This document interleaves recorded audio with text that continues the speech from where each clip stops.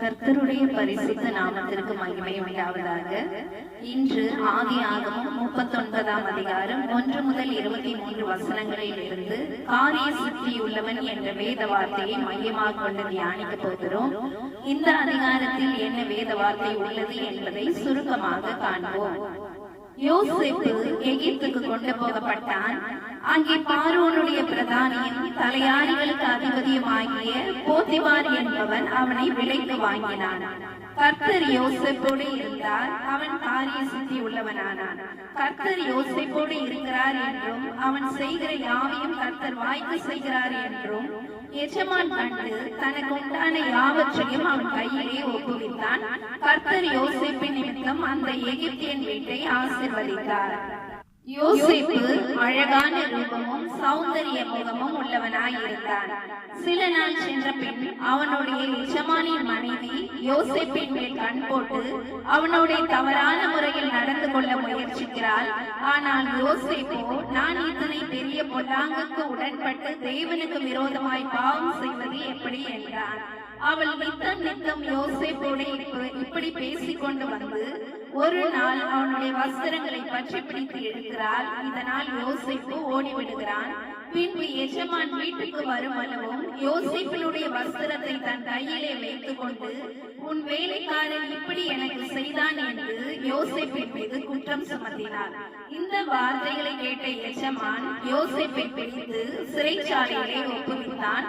கர்த்தரோ யோசேப்போடு இருந்து அவன் மேல் கிருபை வைத்து சிறைச்சாலை தலைவனுடைய தயவு அவனுக்கு கிடைக்கும்படி செய்தார்.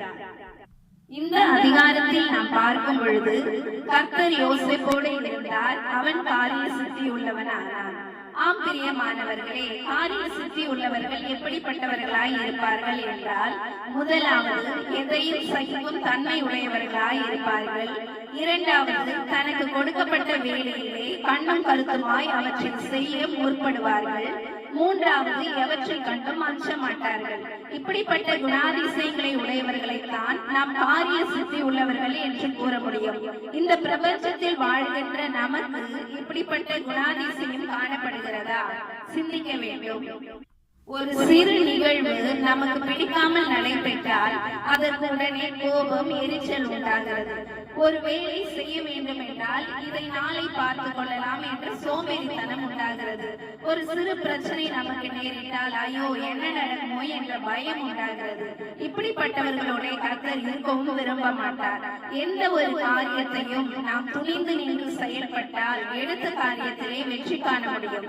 வேதத்தில் கூட ஒரு வசனம் என்ன சொல்கிறது என்றால், நீதிமொழிகள் 16ஆம் அதிகாரம் 33வது வசனத்திலே, சீட்டு மணியிலே போடப்படும் காரிய சித்தியோ கர்த்தரால் வரும்.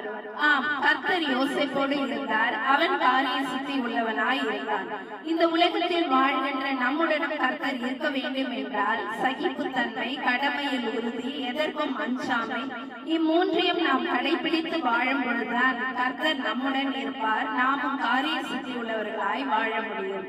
ஆமென். தொடர்ந்து பாருங்கள், ஆசீர் பெறுங்கள், சப்ஸ்கிரைப் செய்யுங்கள். நன்றி.